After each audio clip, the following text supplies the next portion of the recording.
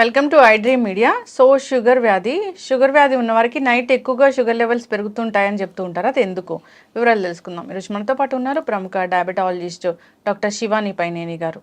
Doctor గారు నమస్తే అండి. నమస్తే అండి. డాక్టర్ గారు, జనరల్గా ఈ షుగర్ అంటే షుగర్ తినగానే షుగర్ పెరుగుతుంది, వైట్ రైస్ తినగానే షుగర్ స్పైక్ అవుతుంది, ఇలా చెప్తుంటారు.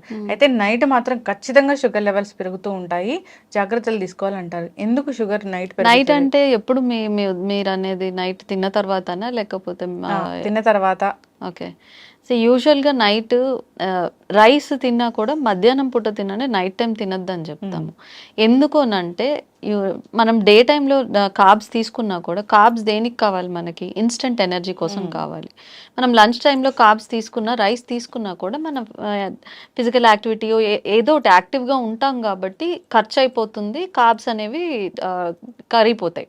సో ఎక్కువ బ్లడ్లో షుగర్ ఉండదన్నమాట.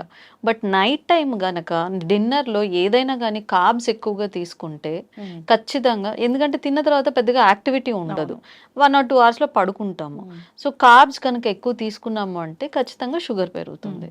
సో మనం తినే ఆహారం మీద డిపెండ్ అయి ఉంటుంది తప్ప, కార్బ్స్ ఎక్కువ తీసుకుంటే ఎక్కువ షుగర్ పెరుగుతుంది, ఫైబర్ ఎక్కువ తీసుకుంటే షుగర్ కంట్రోల్లో ఉంటుంది.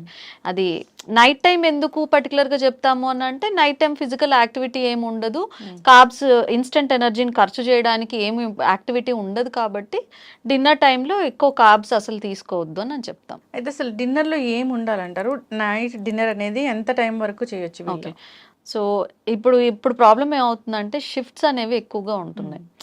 వర్కింగ్ షిఫ్ట్స్, కొంతమంది నైట్ టైం వర్క్ చేస్తున్నారు, కొంతమంది డే టైం వర్క్ చేస్తున్నారు, కొంతమంది ఈవినింగ్ టైం వర్క్ చేస్తున్నారు. సో వాళ్ళకి ఏం చెప్తామంటే, మీరు మేల్కొని నిద్ర లేచిన దగ్గర నుంచి పడుకునేంత వరకు మీ డే కింద కన్సిడర్ చేయండి అని చెప్తాం. సో నైట్ ఎప్పుడైనా కూడా పడుకునే అట్లీస్ట్ ఒక 2 hours ముందు డిన్నర్ ఫినిష్ చేయాలని చెప్తాం.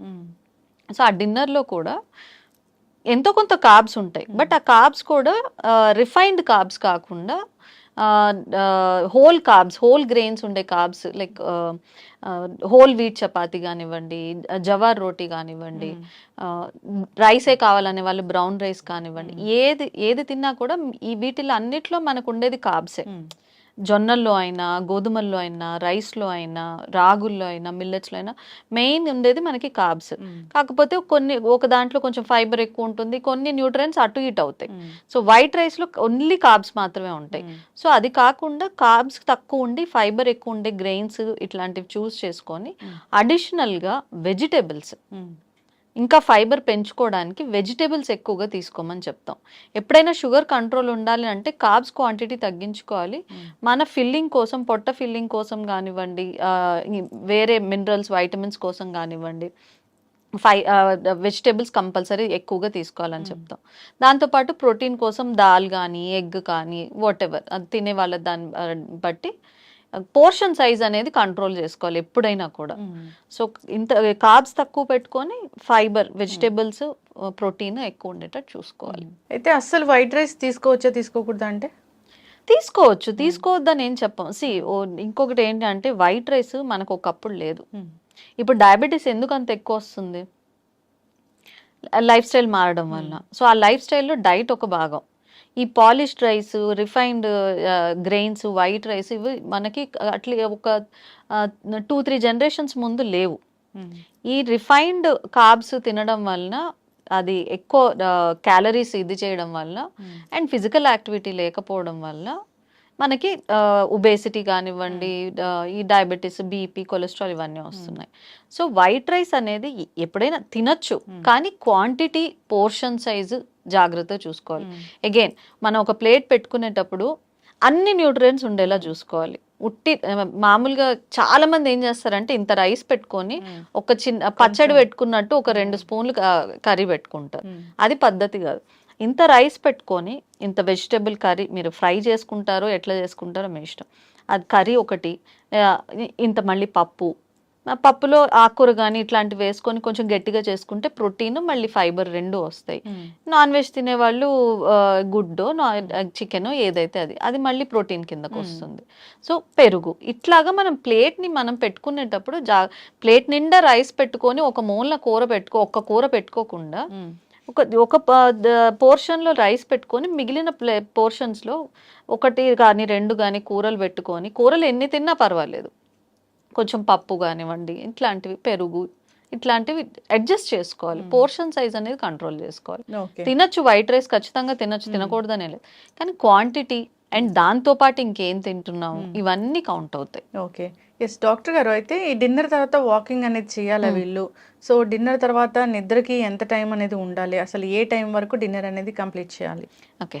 సో అగైన్ రెగ్యులర్ షిఫ్ట్లో పనిచేసే వాళ్ళకి నేనేం చెప్తానంటే యూజువల్గా బై 8:30 డిన్నర్ ఫినిష్ చేయమని చెప్తాను. సో డిన్నర్ ఫినిష్ చేసిన తర్వాత చాలామంది ఇప్పుడు కంప్లైంట్ ఏం చెప్తున్నారంటే నిద్ర పట్టట్లేదు, నిద్ర రావట్లేదు. అలాంటి వాళ్ళకి డిన్నర్ తర్వాత ఎప్పుడైనా డిన్నర్ ఒక్కటే కాదు, ఏ మీల్ తర్వాత అయినా కూడా ఒక 10 minutes అయినా వాక్ చేస్తే ఆ కార్బ్స్ అనేవి కొంచెం కరుగుతాయి అన్నమాట.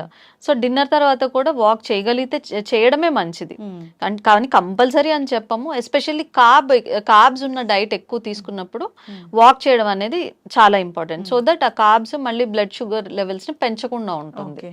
సో లైక్ ఇందాక చెప్పినట్టు డిన్నర్ చేసిన తర్వాత అట్లీస్ట్ 2 hours వరకు పడుకోకూడదు.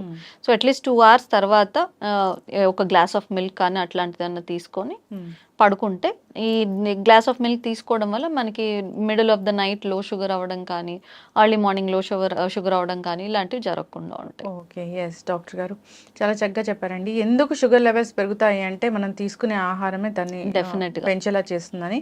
ఇంకా అంతేకాకుండా చాలా మంది కూడా అప్పుడే తింటారు, అప్పుడే పడుకుంటూ పోతారు. సో దాని వల్ల కూడా షుగర్ లెవెల్స్ డెఫినెట్, ఎందుకంటే ఫస్ట్ థింగ్ అరగడానికి ఇబ్బంది అవుతుంది, రెండోది గ్యాస్ ట్రబుల్స్ కూడా ఎక్కువగా వస్తాయి.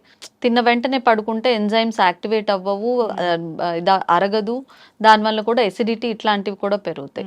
సో తిన్న వెంటనే యాక్టివిటీ లేకుండా ఇమీడియట్ గా పడుకున్నాం అనుకోండి, అది అంతా ఫ్యాట్ కిందకి వెళ్తుంది. ఎస్, ఖచ్చితంగా డాక్టర్ గారు జాగ్రత్తలు తీసుకోవాలని కోరుకున్నాము. సో ఈ విధంగా చేస్తే షుగర్ లెవెల్స్ పెరగకుండా ఉంటాయి.